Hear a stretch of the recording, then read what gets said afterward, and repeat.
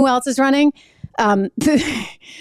This is, I guess, because she wants to just continue controlling the narrative, controlling it. This would be Nancy Pelosi. She's going to be 83. And I want you to see this video because she talks about how wonderful it is. She has these great San Francisco houses behind her. And I don't think they're real. I actually think it's a painting. I think it's, it's like one of those backdrops that you put in right behind you because there's no movement. Like there's clearly no wind. I used to live in San Francisco. It's a very windy city, which means you'd see some rustling in the trees. I'm going to show it to you. Tell me what you think. But anyway, this woman is going to run again. And she has no concept of anything. It's like when she pulled out the freezer drawer and showed everybody her Talenti or whatever it was, Haagen-Dazs fancy ice cream that went for $10 a jar, about how great the COVID lockdown was. She's sitting there with like $5 million, $6 million homes behind her. I don't know what they are. I mean, they may be even more nowadays. Here is Nancy Pelosi, ladies and gentlemen, doing her first interview on MSNBC, of course, talking about how great it is she's going to run. And this is the first thing she says. And notice the backdrop.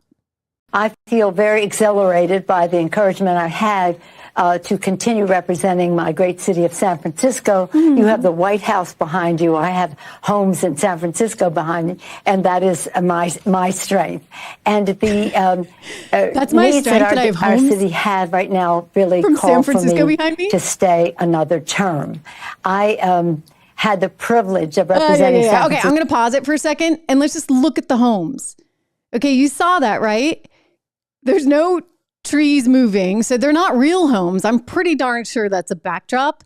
This is my TV eye looking. But regardless, okay, so they're fake homes behind her. But regardless, she's a strong candidate because she's got these great San Francisco multi-million-dollar homes behind her.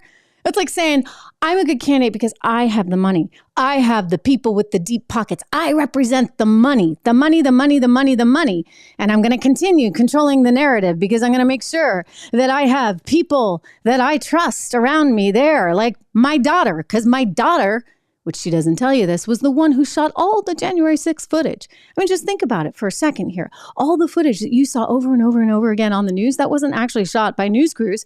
No, it was shot by Nancy Pelosi's daughter, whom she invited special to come in and document the whole thing so that then they could show it and produce it for all of America. Remember?